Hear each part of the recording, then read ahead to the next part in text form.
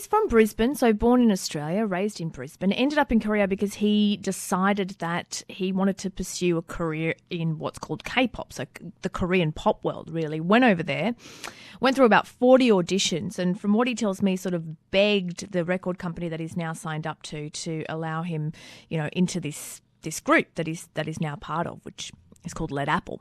So it was very much, I think, a strategic decision on his part. How has the group been going since he joined? Well, I think it's been going quite well. It's sort of it's a rising star, I guess you can call it that in the K-pop world. So it's not a huge group, but they've got a very solid fan base both in Korea and in surrounding countries like Japan, for example. So they're a group that's really trying to get their name out there at this point, and building themselves a big fan base in the process. And he says he left Australia because it's difficult for artists with Asian ancestry or appearance, I suppose, to be successful in a Western country. Do you think that's changing in Australia? I think it's changing a little bit just in terms of the diversity of people that you see on shows like X Factor and Australian Idol. There's just so many, there's so much scope for kind of anyone and everyone to at least have a crack. And so we're seeing so many more faces that are much more diverse. But I think the point that he was trying to make was that there's sort of just a kind of a homogenous look across pop music in the Western world, much as there is in Korea.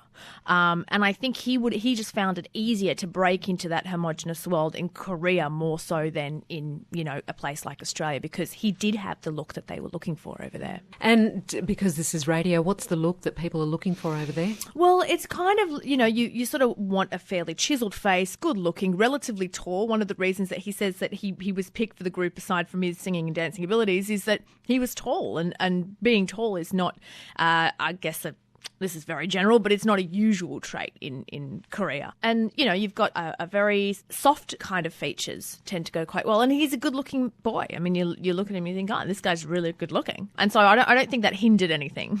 Now, you mentioned that he went for 40 auditions before he landed a spot in this group. Is that the typical process for somebody wanting to become a K-pop star in Korea, or is there some other sort of trajectory? Look, it's not unusual. Definitely. And it's not unusual as well to kind of be pulled off the street and have somebody say to you, hey, have you ever thought about a career in the pop industry, and sort of hand you their card, and then you might find that will fall through, when you audition for them. And it might happen again and again and again. So it's not an unusual thing. I think people who do aspire to be pop stars over in Korea do have to go through a rigorous audition process. And just finally, Jason's band is starting to tour as well. Is that translating to being a lucrative thing for Jason?